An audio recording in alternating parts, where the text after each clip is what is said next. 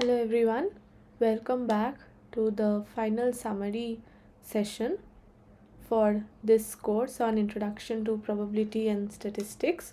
So today I'll also, as I have been doing for the past couple of weeks, I will be discussing a few assignment problems and a few problems which will help you solve week 12 and week 12 assignments, and also will come in handy hopefully in your final examination. So without any further delay, let us get started.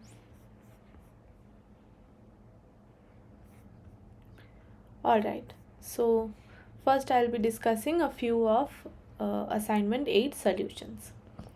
So here we have been given that let x1, x2, x3 dot dot dot be a sequence of random variables such that xn follows a binomial n lambda by n, where small n belongs to the set of natural numbers and n is greater than lambda, so that this term p is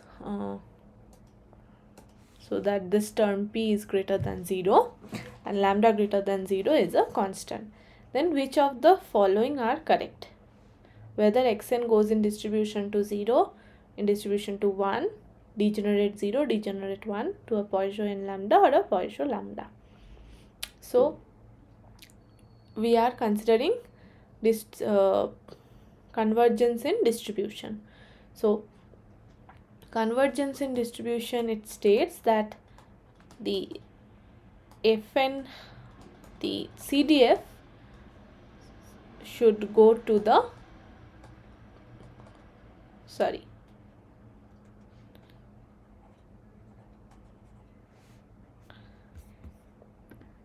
So convergence in distribution, it states that the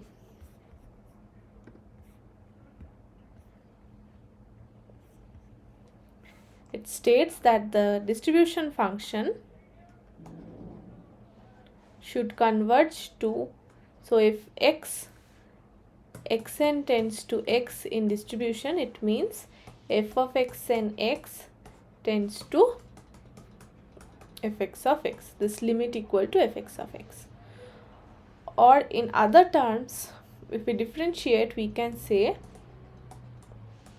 that the PDF converges to the PDF or PMF, it converges to the PDF or PMF of distribution of x. So this same thing we are going to prove over here. So xn follows, so probability xn equal to x, it follows an n lambda by n. So this would be ncx lambda by n to the power x to 1 minus lambda by n to the power n minus x. Alright. So this thing we are going to take a limit. Alright. Limit n tends to infinity. This thing will be limit n tends to infinity, this thing. So if we take out lambda terms outside, then we have lambda to the power x, limit n tends to infinity, ncx 1 by n to the power x, and here we have 1 minus lambda by n to the power n minus x. Now this is okay. So we'll just split this term and then we'll see what happens. We can write it as lambda to the power x, limit n tends to infinity, n factorial by x factorial into n minus x plus 1 factorial. Sorry, n minus x factorial. 1 by n to the power x, 1 minus lambda by n to the power n minus x. Alright, so this thing we can write as lambda to the power x limit n tends to infinity n factorial by x factorial n minus x factorial to 1 by n to the power x into 1 minus lambda by n whole to the power n minus x.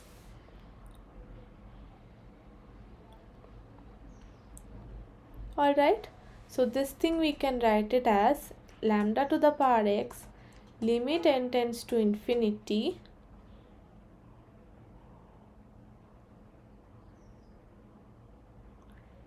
n into n minus 1 to n minus 2 into n minus x plus 1 into n minus x factorial by x factorial into n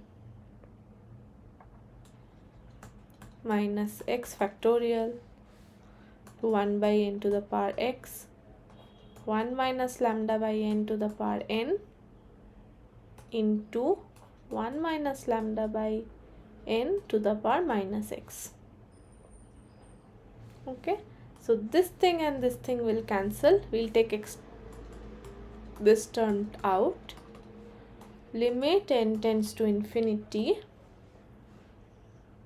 n into n minus 1 into n minus 2 to n minus x plus 1 by, so this n to the power x will divide among each of these x terms. So here we have n minus 0, 1, 2, 2x minus 1. So in total we have x terms over here and we have x n's. So we'll divide each by n. Alright.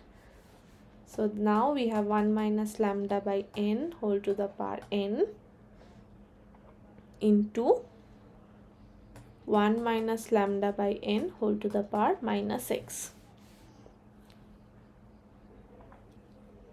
Okay. Now this thing we can write as lambda to the power x by x factorial limit n tends to infinity 1, 1 minus 1 by n, 1 minus 2 by n, 1 minus x minus 1 by n, 1 minus lambda by n whole to the power n and 1 minus lambda by n whole to the power minus x. Okay, so now as n tends to infinity, 1 by n, 2 by n, x minus 1 by n all will go to, so this term will go to 0, this will also go to 0, this will also go to 0, this will also go to 0. Alright, so these terms would go to 1 and this one would go to e to the power minus lambda. So this thing we can write it as equal to lambda to the power x by x factorial. I'm writing it once again, 1 minus 1 by n, 1 minus 2 by n, 1 minus x minus 1 by n, 1 minus lambda by n to the power lambda to the power n, 1 minus lambda by n to the power minus x. So this is equal to lambda to the power x by x factorial 1 into 1, because these small terms will go to 0, minus terms. This entire term will go to e to the power minus lambda. And this one will also, this term will also go to 0. So we have e to the power minus lambda, which is equal to e to the power minus lambda, lambda to the power x by x factorial, which is equal to where x follows a Poisson lambda. Alright, so xn convergence in distribution to Poisson lambda.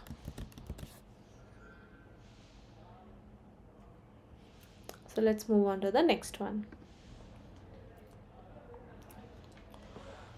So here it has been said that xn converges in distribution to C, where C is a constant. So what means that xn converges in distribution to C meaning that fxn, this is a degenerate at C. So it would have something like in C fx would be 1. Alright, so this is a degenerate function at C. So what it means is that after a certain, when n is large, it goes to C, means xn will take C, xn will converge to degenerate C, means xn will take the value of C only as n gets larger. So now we have to prove that xn goes in probability, or almost sure, to 0 or C. Alright.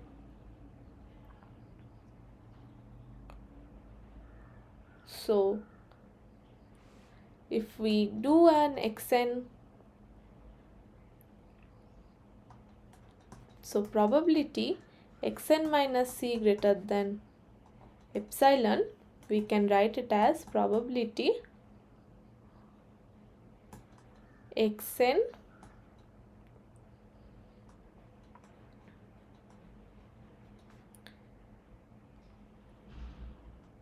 minus C greater than epsilon plus probability xn minus C less than minus epsilon.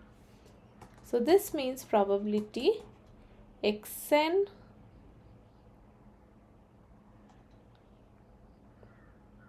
minus C greater than lambda plus probability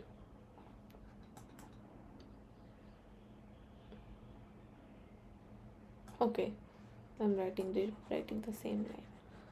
Alright, so this one, as n tends to infinity, this term will go to probability C minus C greater than epsilon plus this would be C minus C less than,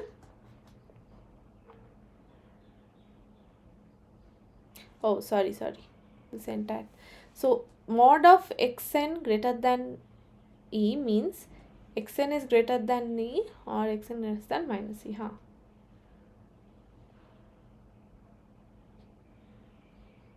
So sorry, I'll rewrite this again. So this thing we can write as probability epsilon less than xn minus C plus probability epsilon less than C minus xn. Alright, so this one goes to probability epsilon less than C minus C plus probability epsilon less than C minus C. So this probability is equal to 0 and this probability is also equal to 0. So what we land up is that probability xn minus C greater than epsilon, it goes to 0, which implies that xn converges in probability to C. Alright.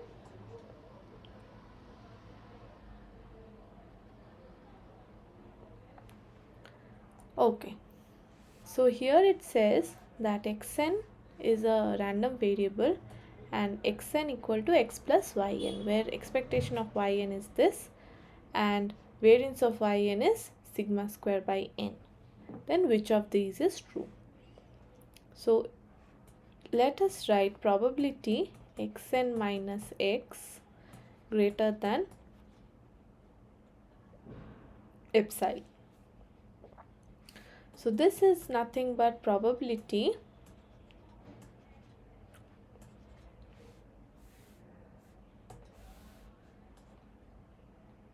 yn mod of yn greater than epsilon, which is equal to probability of mod of yn minus 0 greater than epsilon. Now by Chebyshev's inequality, this is expectation of yn minus 0 whole square by epsilon square.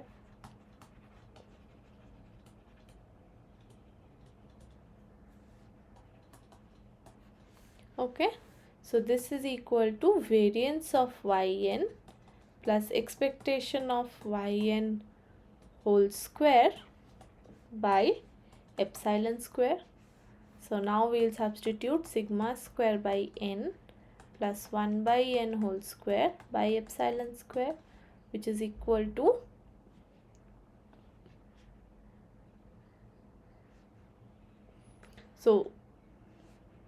this thing will go to sigma square by n will go to 0, 1 by n square will also go to 0. So this thing goes to 0 as n tends to infinity.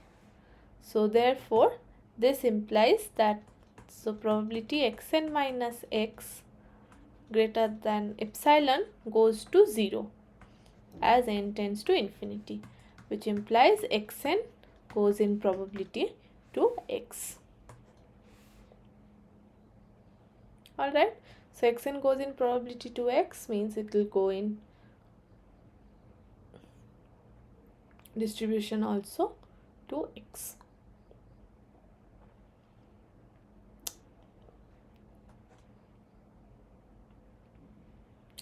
Alright, so now we'll move on to the next one.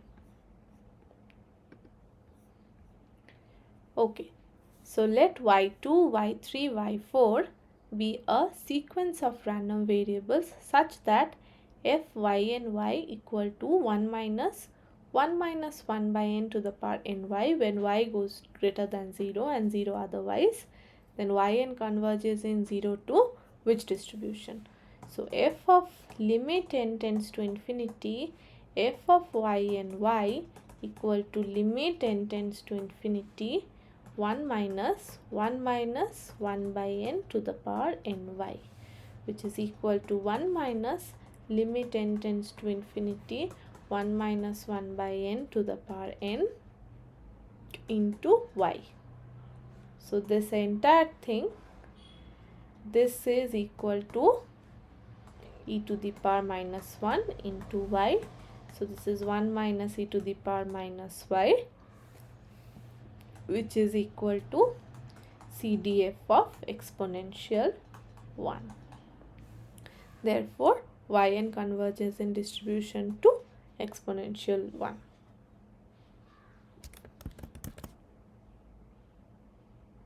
Alright, so let's move on to the next one. Okay, so let yn follow uniform 0, 1 by n. Then which of the following is correct?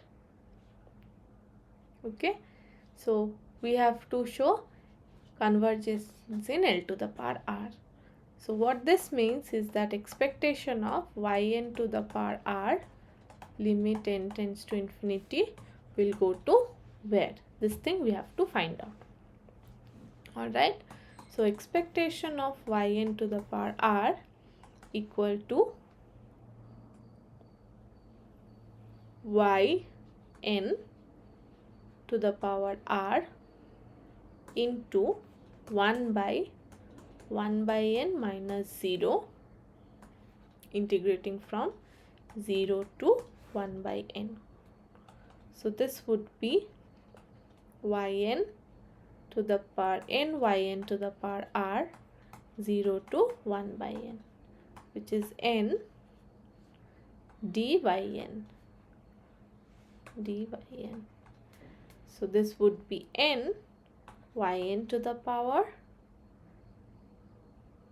r plus 1 by r plus 1 0 to 1 by n. So this thing we can write it as n yn to the power r plus 1 by r plus 1 0 1 by n. So substituting yn with 1 by n,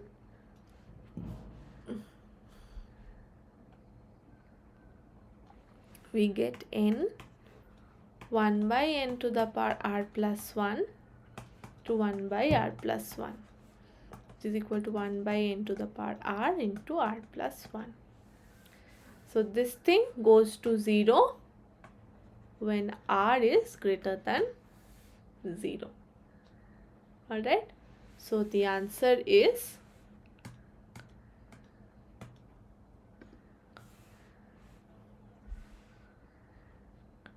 yn goes to 0 for any r greater than equal to 1.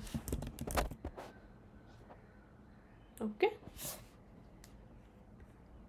moving on. Okay, so here we have a sequence of random variables such that yn equal to 1 by minus 1 by n and 1 by n with probability half and half. Then yn goes in distribution to where? To absolute surely where, or in probability to 0 or half. Looks like it goes absolute surely to 0 because this interval that we have minus 1 minus plus 1, then it gets smaller and smaller and it's converging towards 0. Okay, so first we'll prove that yn converges absolute surely to 0. Alright, so how do we do that? To prove almost sure convergence, we'll have to show that probability mod of xn greater than epsilon less than infinity. If this exists, then we can say that it is converging almost surely to 0. Alright, so this one we have to show. Now, mod xn is always 1 by n. Okay, and this is greater than epsilon when n is less than 1 by epsilon. Alright, so therefore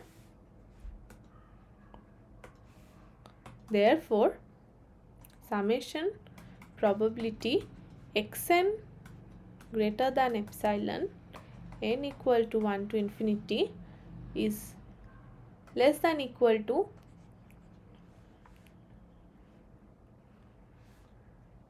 we can write it as, which is equal to summation n equal to 1 by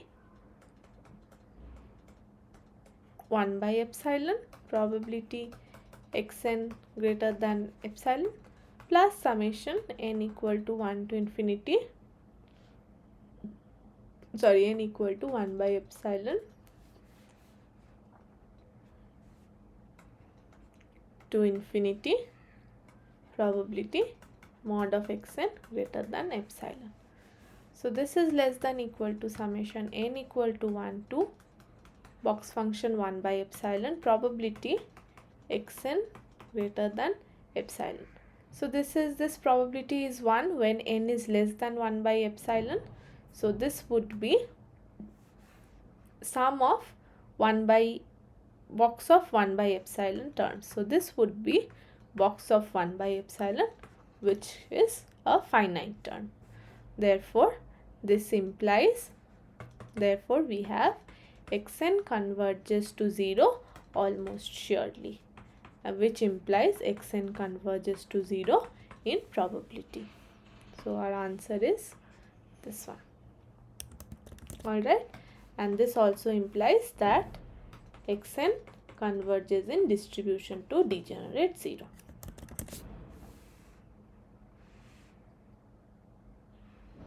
Alright, so let's move on to the next one.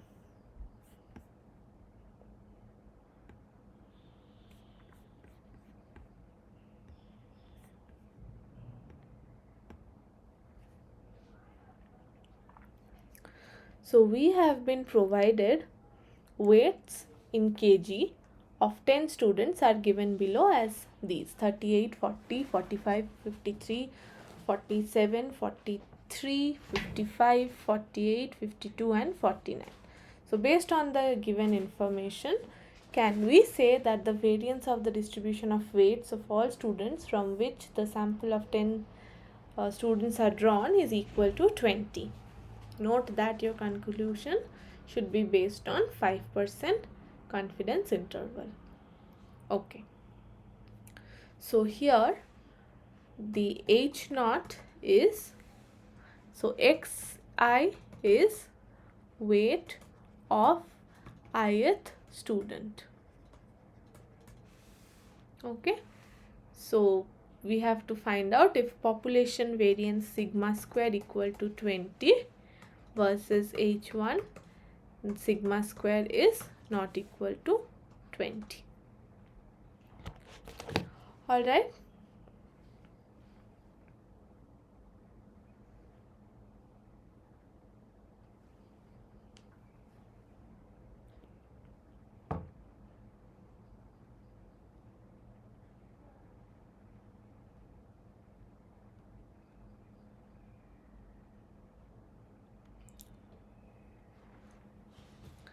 So we know that n minus 1 s square by sigma square follows chi square n minus 1, where s square is 1 by n minus 1 summation xi minus x bar whole square. All right.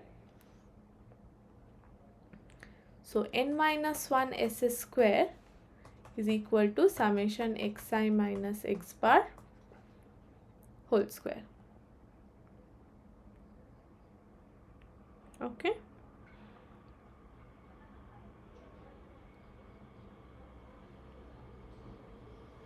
So our test statistic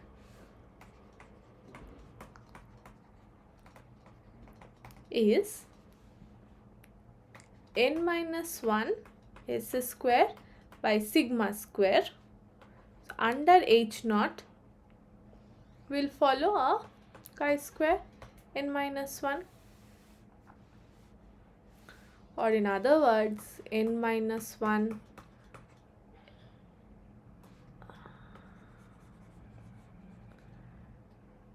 summation xi minus x bar whole square by sigma naught square. Under H naught would follow a chi square n minus 1. So T observed would be summation xi minus x bar whole square by sigma naught square.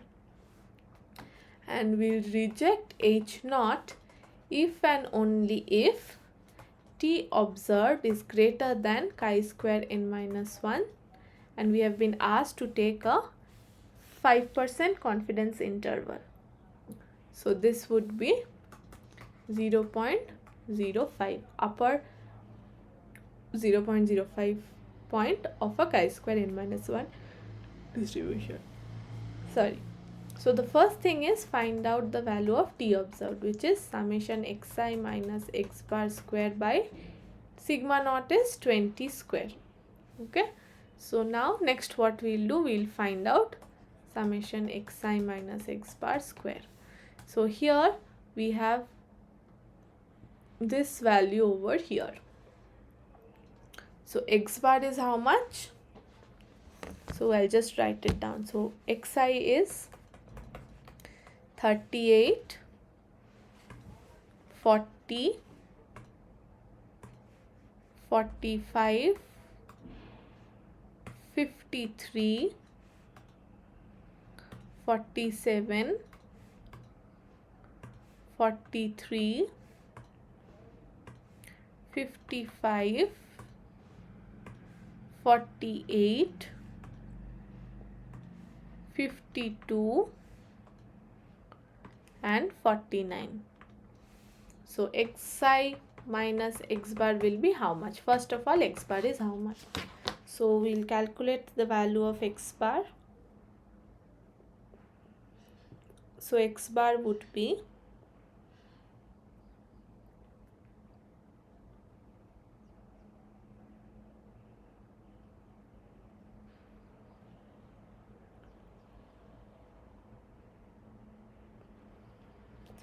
x bar is 47.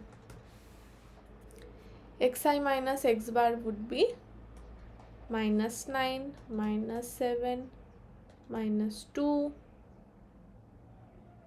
sorry, plus 2, sorry, minus 2,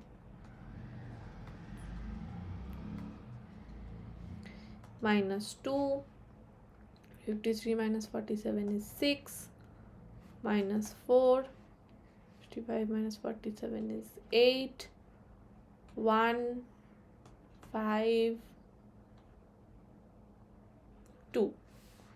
So xi minus x bar square is how much? 81, 49, 4, 36, 24, 64, 1, 25, 4. So if we add all these up, how much do we get?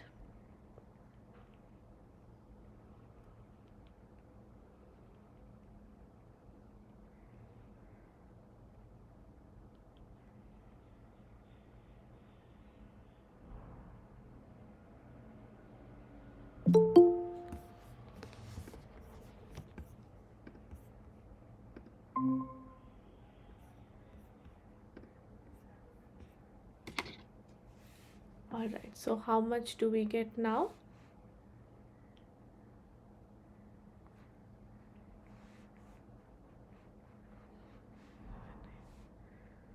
We are at 9 values, we should have 10. 1, 2, 3, 4, 5, 6, 7, 8, 9, 10. 1, 2, 3, 4, 5, 6, 7, 8, 9. Only we've got, okay, 1, 2, 3, 4, 47. Here we have 0.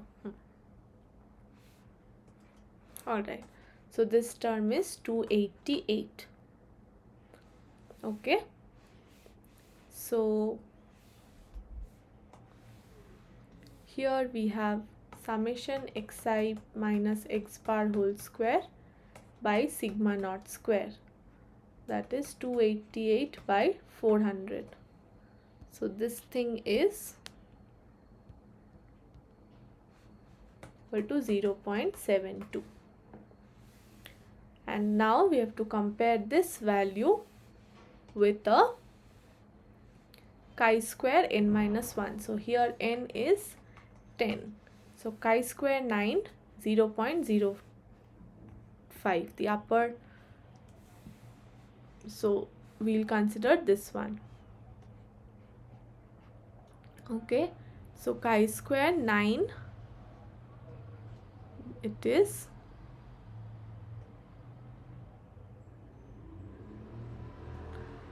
16.919. So chi-square 9, 0.05 is 16.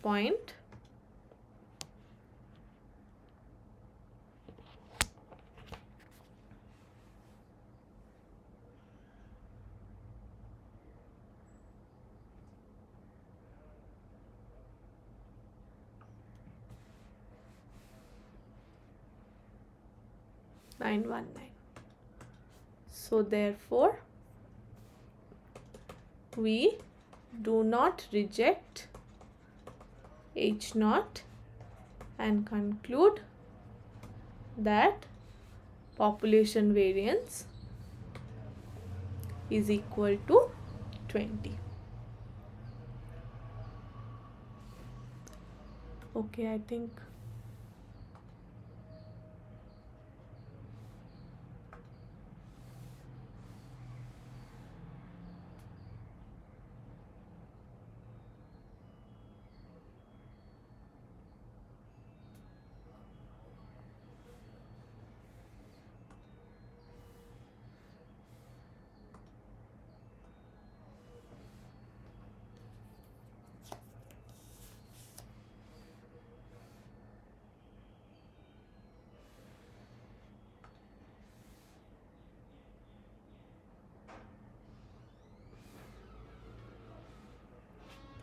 all right.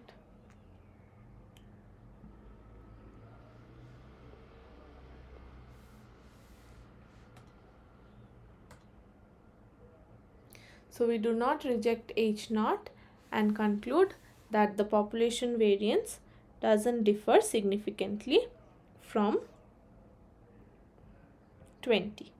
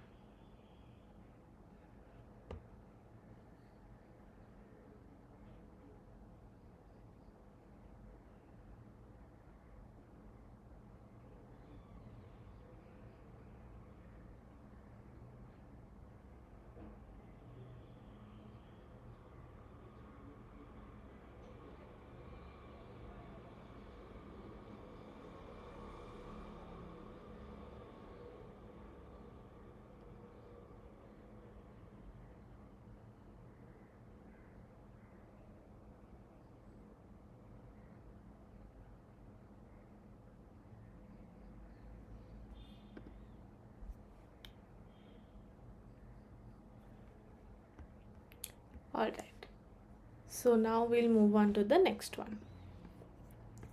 So a sample size of 8 from a normal population yields an unbiased estimate of the population variance as the value 4.4. Obtain the 99% confidence interval for population variance sigma square. Here also we are going to follow the same thing, n minus 1 s square by sigma square. This thing follows a chi-square n minus 1. Alright, so probability chi-square n minus 1 0.99%. So 0.01, or rather, since chi-square is a positively skewed distribution, we let this point be chi-square 0.005. So upper area is 0.005, but below area, since it is not symmetric, this we cannot just take a minus like we used to do in case of a t or a normal distribution. So this thing, since we cannot do, we have to take it as this will be 1 minus of chi-square. This point would be 1 minus of chi-square 1 minus 0.005. So this point would be 1 minus chi-square 0.995. Alright, so these values we have to compute. So we'll write it as 1 minus chi-square n minus 1 0.995 less than equal to n minus 1 s square by sigma square less than equal to chi-square n minus 1 0.005. This probability will be 95%. Alright, so the thing that we have to write over here is probability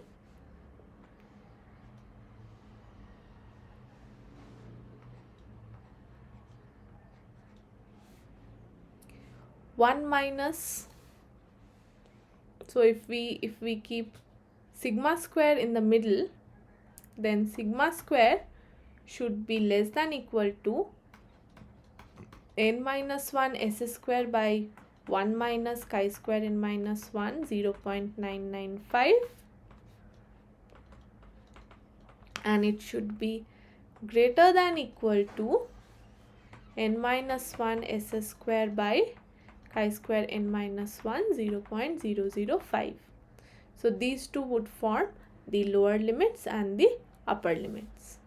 Alright, so then the 95% confidence interval for sigma square would be n minus 1 s square by chi-square n minus 1 0.005 and n minus 1 s square by 1 minus chi-square n minus 1 0.995. So from the table,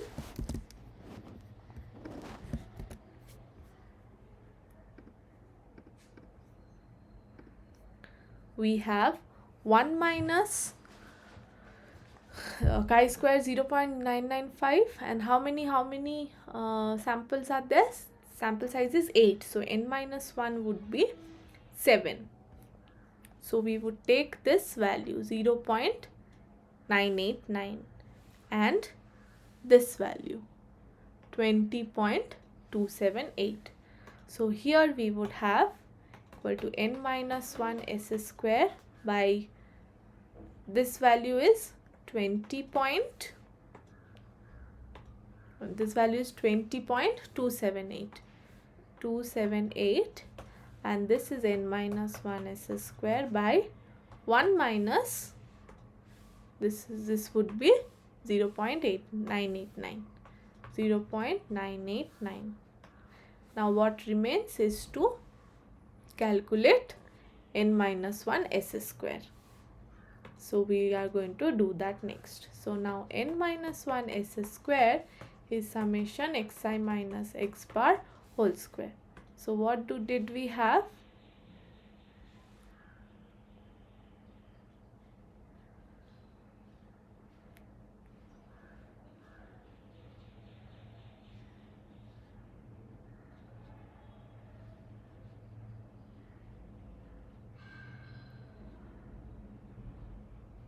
Okay, so we have the unbiased estimate of population variance, that is s square is given as 4.4.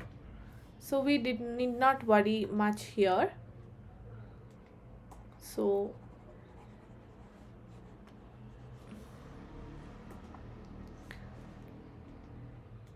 this is 28, or rather I'll break it down.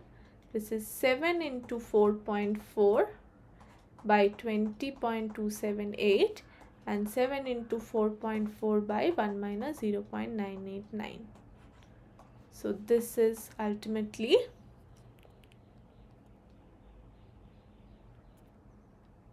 7 into 4.4 divided by 20.278.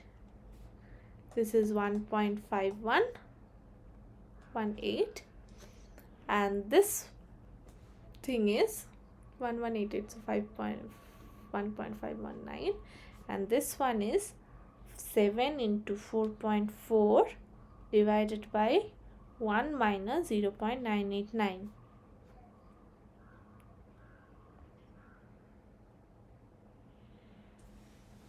This value,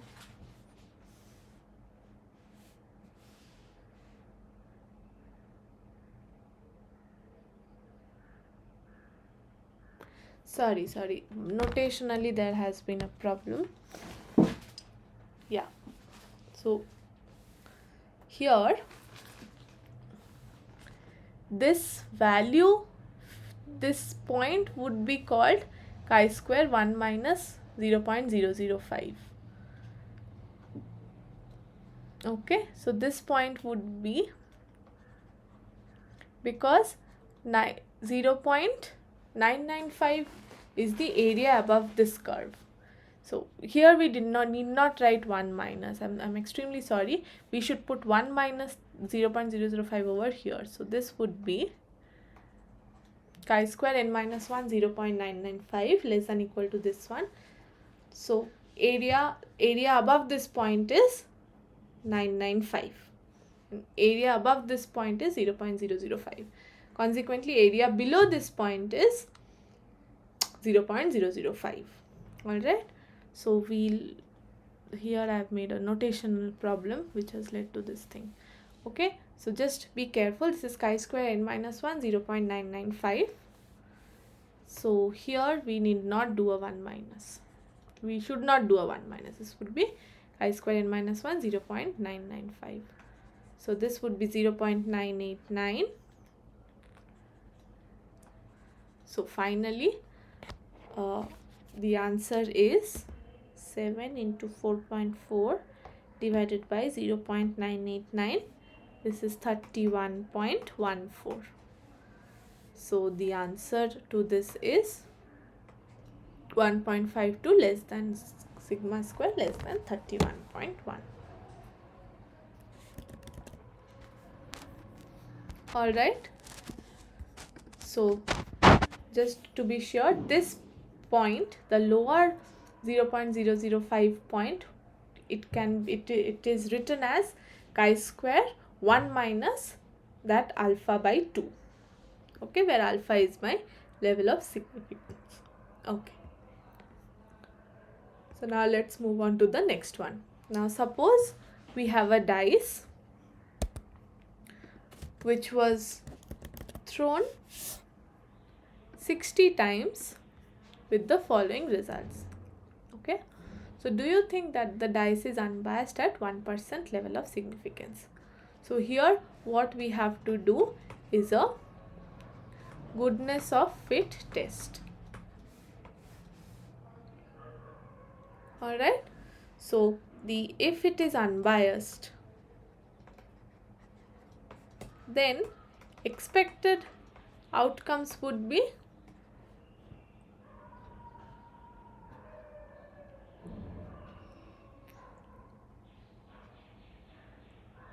expected P would be probability would be 1 by 6 if it is an unbiased coin. So expected P would be 1 by 6 for 1, for 2 also 1 by 6, for 3 1 by 6, for 4 1 by 6, for 5 1 by 6, and for 6 also 1 by 6. Okay, so expected outcomes would be, for each one we should have observed 10 times. Okay, now this is the observed frequency and this one is the expected frequency. Therefore, we have to do a goodness of fit test.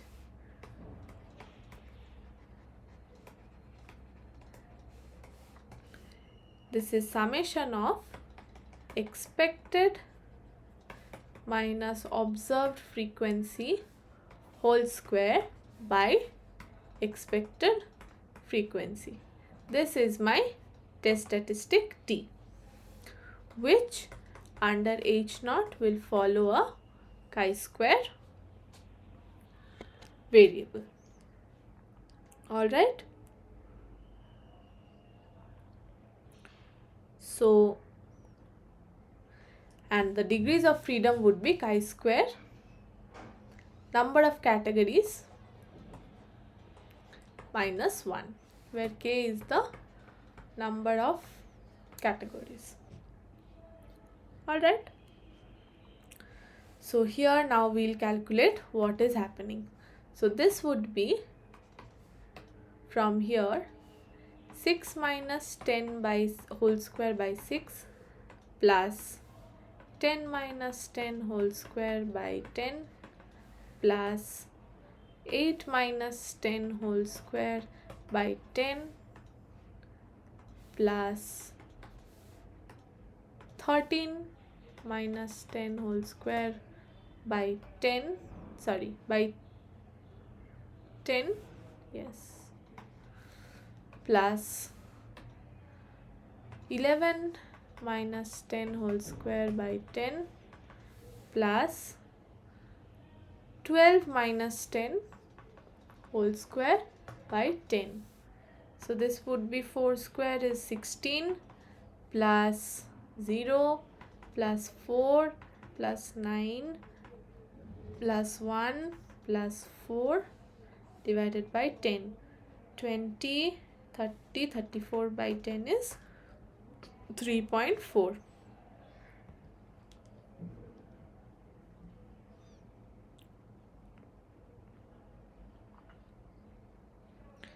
Alright, and chi-square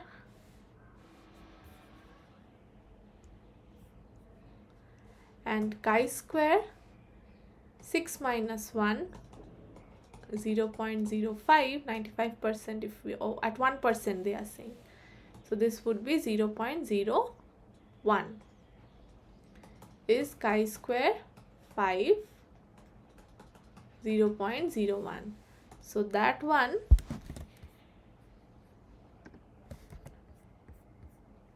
is chi-square 0.015. That value is this thing 15.086. So this is equal to 15.086. Alright. So therefore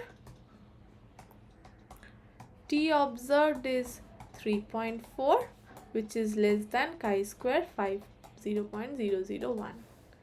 Therefore we do not reject H0 and conclude that the coin is unbiased. Alright, so rejection rule is if T observed is greater than chi square n minus 1 0. So alpha, whatever is the level of significance, then we reject H naught. Otherwise we will fail to reject, we do not reject H naught. So here, since this is less than this cutoff point, we do not reject and conclude that H naught, what was H naught? H naught is that dice is unbiased. Alright, so answer is yes. Okay, so now let's move on to the next one. So here, these are the following ranks obtained by 10 students in commerce and accountancy. To what extent is the knowledge of students in the two subjects related? So what we essentially have here are ranks. So when we have two ordinal or rank type of variable, if we are to find out how well they are correlated, we have to use the Spearman's rank correlation. Alright, this is the thing that we have to calculate. If it is specified, well and good. If not, and if you find that you have ranks of instead of the raw values, you have been provided with ranks, then you should by default always calculate the Spearman's rank correlation. Alright, so how do I calculate a Spearman's rank correlation? So the formula is 1 minus summation di square by n into n square minus 1. Alright.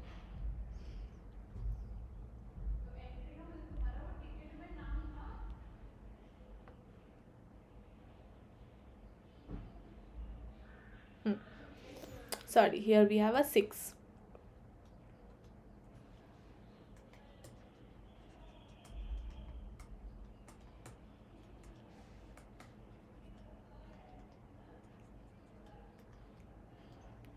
Six summation di square by n into n square minus 1.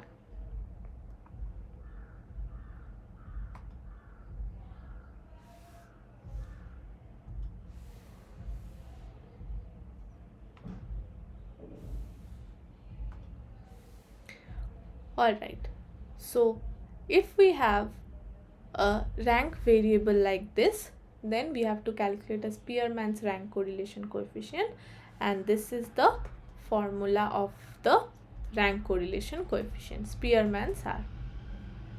Now, how do we calculate this thing? So this is my rank for commerce and this is my rank for accountancy. So what we have to calculate, di would be R1 minus R2. Okay, so then this is so if I calculate di's over here,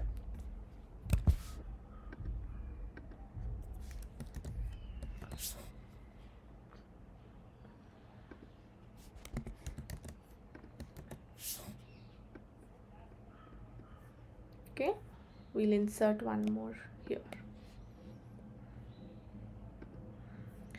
Okay, so di or difference in ranks, this would be minus 2, this is minus 3, this is R2, this is R2 and this is R1. So we are doing R1 minus R2. We could also do R2 minus R1. Anyway, we are going to square it. It doesn't really matter.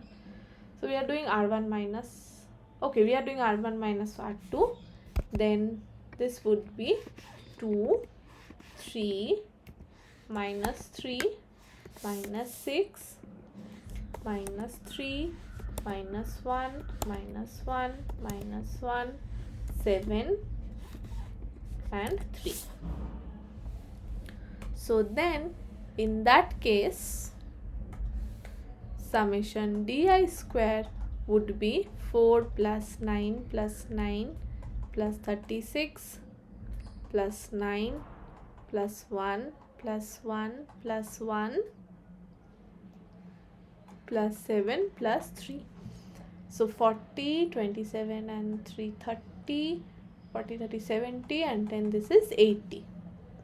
Alright. So then the rank R is 1 minus 6 into 80 by 10 into 100 minus 1. So this would be 1 minus 48 by 99. This is 1. 51 by 99. Okay. So this would be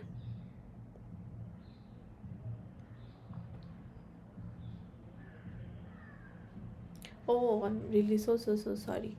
This is 10 minus 3. This is 49. So sorry.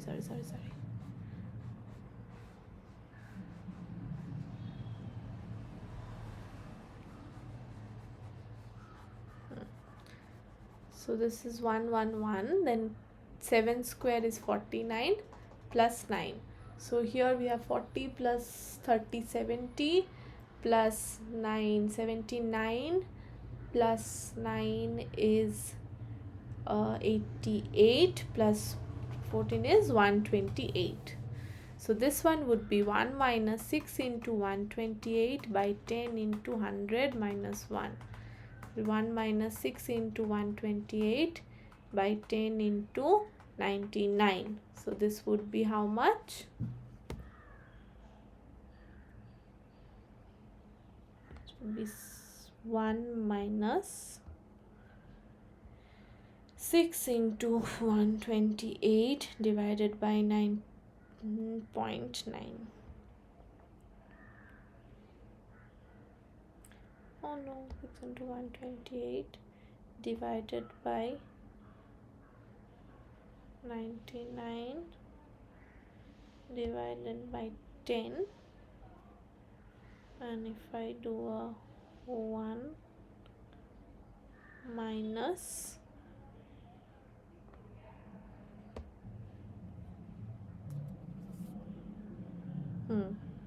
so this would be 0.2242. Alright, so the answer is, where is this cursor? So the answer is, the correlation coefficient is 0.2242. So it's not close to 1, so it's not that related. The conclusion is the extent of knowledge in the of the students in those structures are not that related. This is the Spearman's correlation coefficient.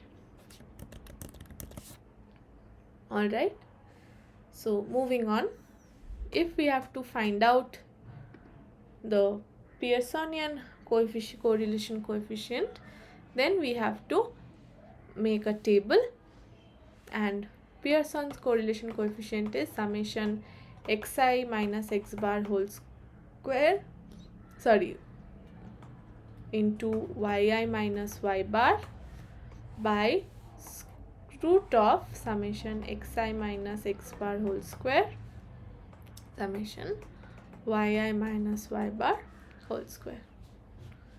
So this is the Pearsonian correlation coefficient. Okay, we can also write it like summation xi yi minus x bar y bar by root over summation xi square minus x bar whole square into summation yi square minus y bar whole square. Okay, so now we are going to calculate. So x bar is how much? x bar is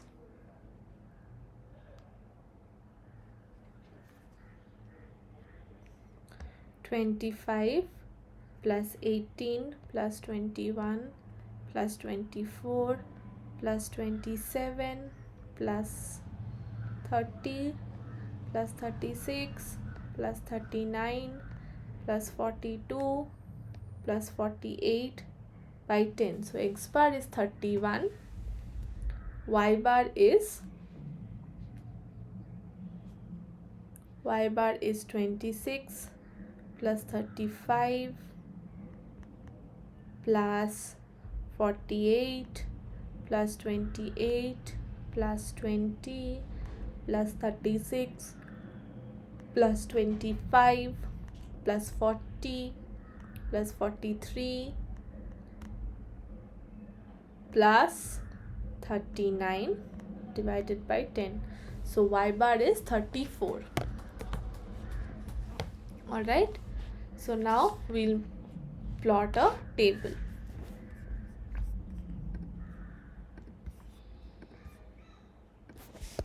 Okay, so here we have this. Insert rows below, insert rows below, insert rows below. Okay, so here I have xi minus x bar equal to xi minus 31.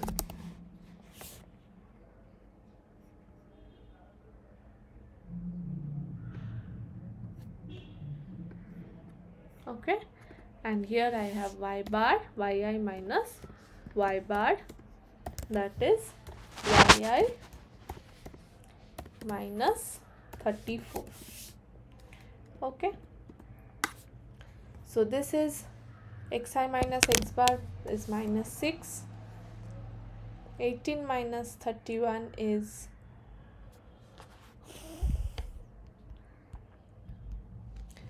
minus 13, 21 minus 31 minus 10, 24 minus 7. So this one we'll use to calculate these things. Okay, 27 minus 31 is minus 4, 30 minus 31 is minus 1, 36 minus 31 is 5, 39 minus 8, this minus this is 11, this minus this is 17. All right. Okay, and this minus 34, so this is minus 8, 1, 48 minus 14, 28 minus 34 is minus 6, 20 minus is minus 14, 36 is 2, then we have 25 minus 34 minus 11 minus 9, 40 minus 34 6, 43 minus 34 is 9, 39 minus 34 is 15. Okay, so now here we'll have xi minus x bar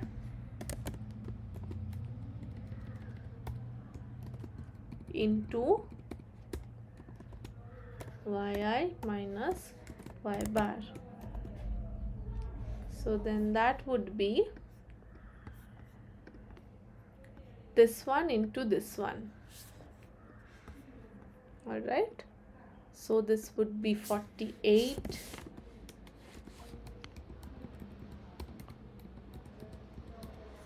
minus 13 minus 140 plus 42 plus 56 minus 2 minus 45, 48, 99, and 17 into 15 is 255.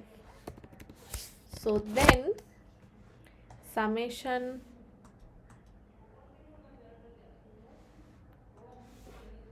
xi minus x bar into yi minus y bar is 48. We'll add this entire row up. So it is 48 minus 13 minus 140 minus 42, oh sorry, plus 42 plus 56 minus 2 minus 45 plus 48 plus 99 plus 255. So this is 348. All right, then we have summation xi minus x bar square is how much? This is 36 plus 169 plus 100 plus 49 plus 16 plus 1 plus 25 plus 64 plus 121 plus 289.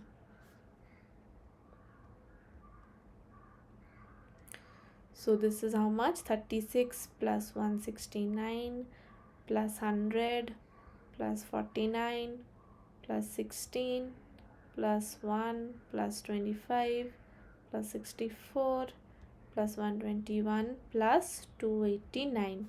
This is equal to 870. And summation yi minus y bar whole square is how much? This is 64 plus 1 plus 196 plus 36 plus 196 plus 4 plus 81 plus 36 plus 81 plus 225. This is how much? 64 plus 1 plus 196 plus 36 plus 196 plus 4 plus 81 plus 36 plus 81 plus 225. So this is 920. All right, so therefore r is how much? R is 348 by root over 870 into 920. How much do we get this as? 348 divided by square root of 870 into 920. So this would be 0.388. All right, this is the Pearsonian chi-square.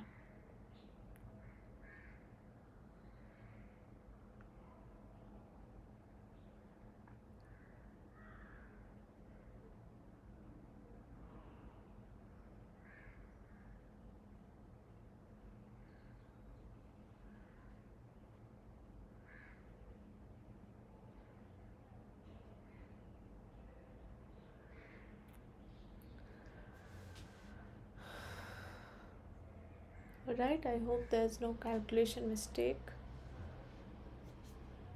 Just I'll confirm once again. 25 minus 31 is minus 6. 18 minus 31 minus 13. This is fine. 26 minus 34 is minus 8. 35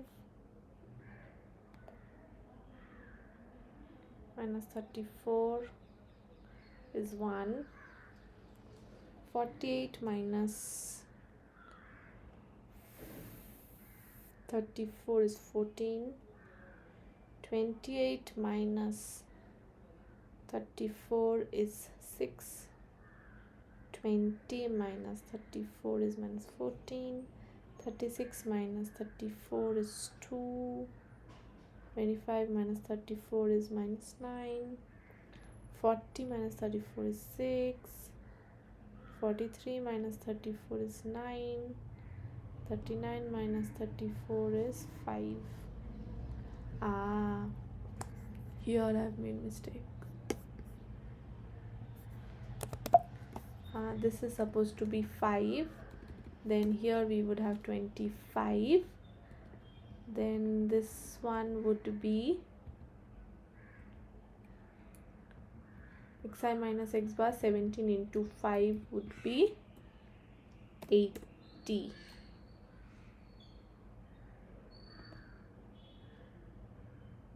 No, 85. Yes, 17 into 5 is 85. Okay, so this would add up to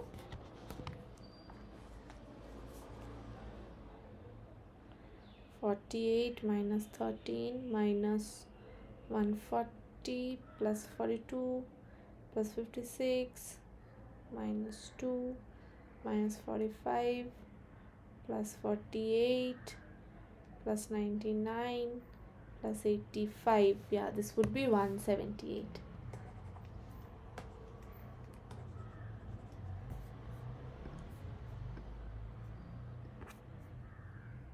Okay, so this would be 178, and this one would be plus 25.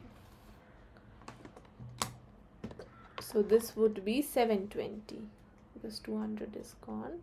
This is 720. So R would be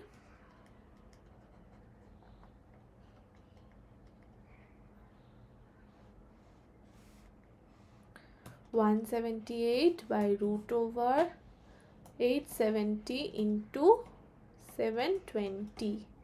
So that would be square root of 870 into 720. So this would be 0.224, and that's the answer.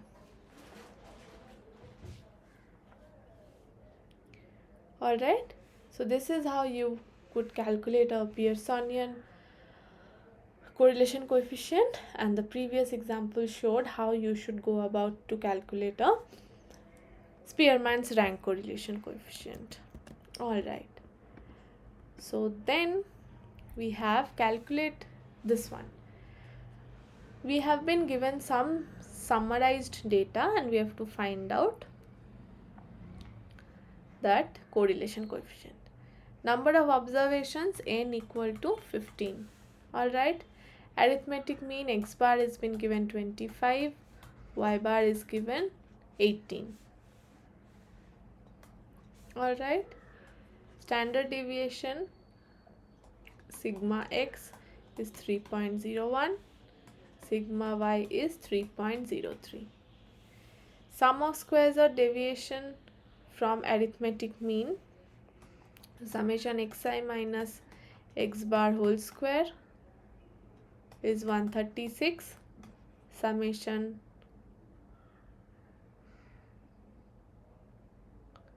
yi minus y bar whole square is 138, and summation product deviations of x and y from their respective arithmetic mean xi minus x yi minus y bar, this is 122. So R is how much?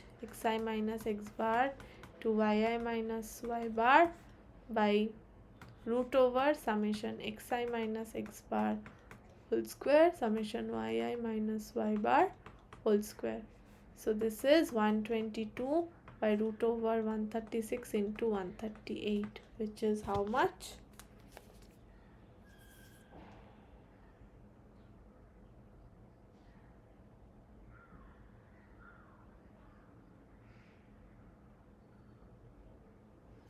.87.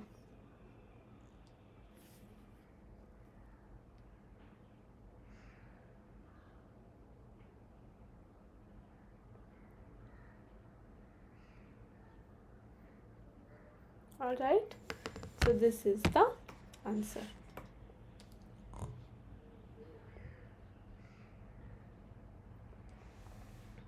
Alright. So now we know how to calculate the correlation coefficients.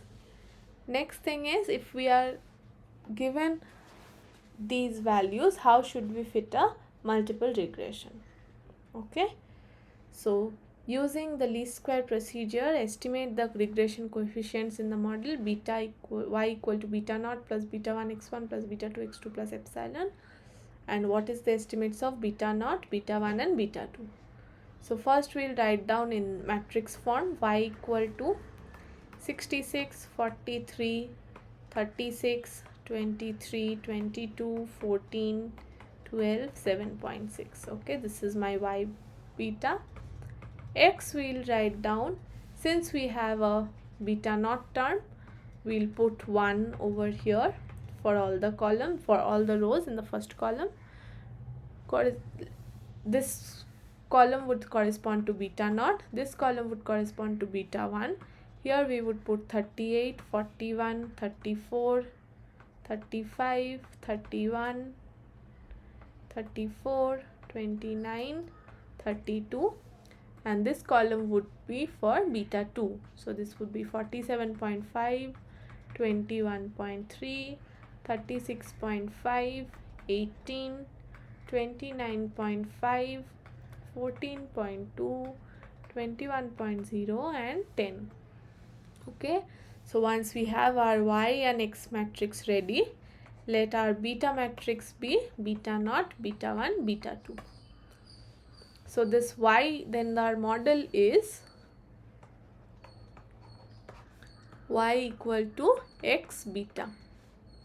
So if we just multiply beta matrix with this one, then we have beta naught plus 38 beta 1 plus 47.5 beta 2 equal to 66. Again 43 equal to beta naught plus 41 b1 plus 21.3 beta 2. So we'll have this sort of a model. Okay, so the trick is to find out beta hat, we have to find out x transpose x inverse and then x transpose y. Alright, so x is this one 1 1 1 1, then we have 38, 41, 34 and so on, and then we have 47.5, 20, 1.3, then 34.5, 36.5 and so on and so forth. So x transpose would be, we just have to reverse it. So here we'll have 1 1 1 in the rows, this would become 38, 41, 34 so on, and this would become 47.5, 21.3, 36.5 and so on.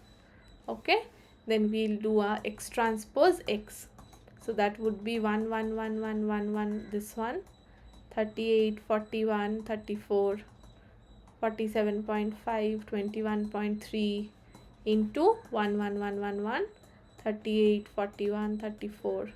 So the way to multiply is this term with this term plus this term with this term, this one and this way. So the first term would be n, the next term would be 1 into 34 plus, so here we would have summation x1, let's say. Okay, the next term would be, we'll have summation x2, here also we'll have summation x1, here also we'll have summation x2, then we'll have 38 into 38, 41 into 41, 34 into 34, like this. Here we'll have summation xi square. Okay, here we would have summation x2 square, and here we would have the cross product terms x1 x2 summation x1 x2. Alright, so we would get this 3 cross 3 matrix. Then what we have to do is that we have to take an x prime x inverse. Alright, so that 3 cross 3 matrix that we got in summation x1, summation x2, summation x1, summation x2, summation x1 square, summation x2 square,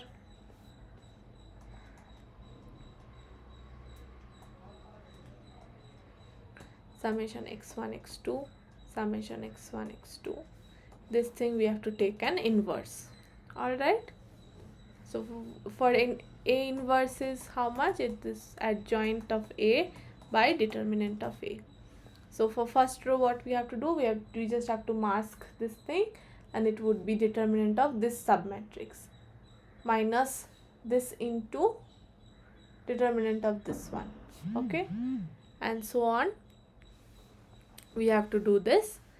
Then finally, what I want to say is that beta hat, we had this model y equal to x beta plus epsilon.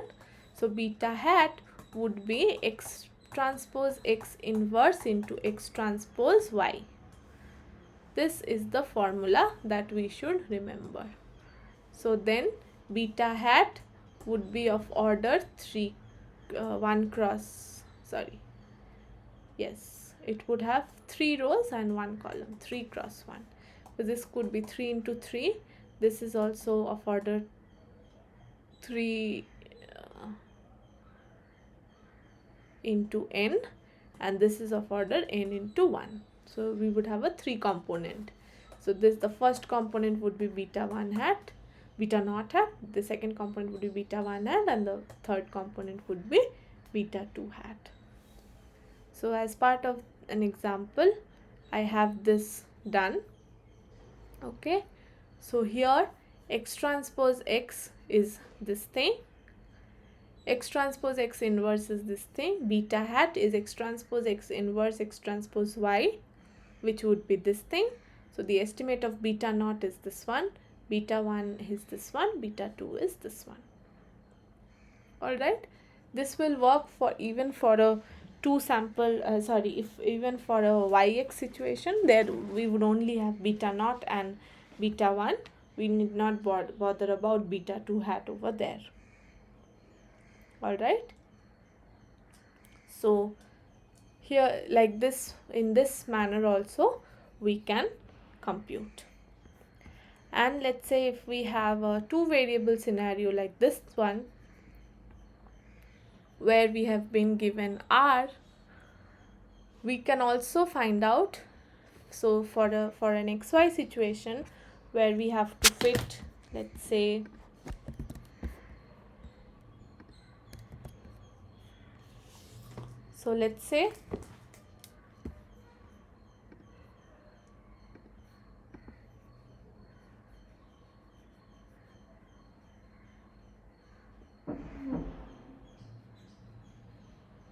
in this case, suppose we have been given x and y, and we have been asked to fit a model to fit y equal to beta naught plus beta 1 x. All right,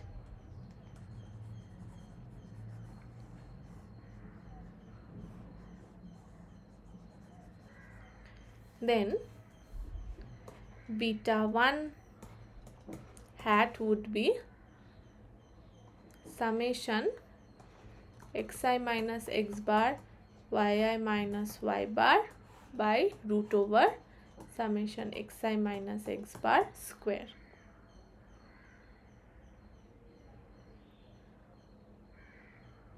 Okay, so this would be, we had how much? 178 by root over 870. 178 by root over 870. This would be how much?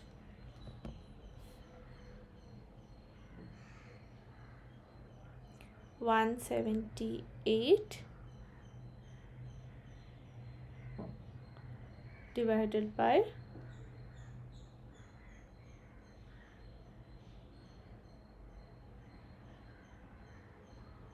root over 870, be 6.03.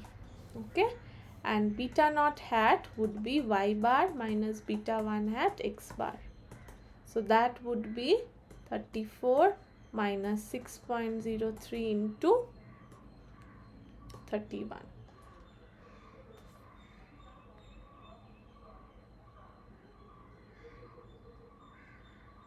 So it would be minus 152.93. All right.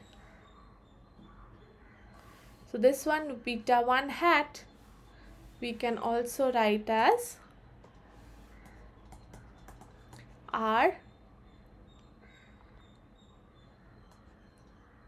into sy by sx, where sy is root over 1 by n summation xi minus yi minus y bar, and sx is 1 whole square, and this is xi minus x bar whole square.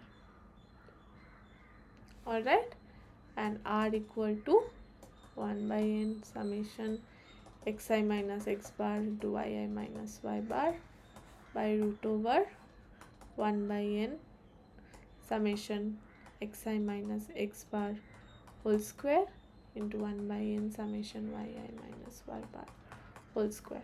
So 1 by n cancels. We can write it as in the previous formula. So this is sxy by sxxy. Alright, so if we are given the standard deviations and the value of the correlation coefficient, then also we should be able to find the value of beta 1 hat. Alright, so that was all from my side for this course. Thank you so much for attending, and if you have further questions, please use the discussion forum, and all the best for your examinations. Thank you so much.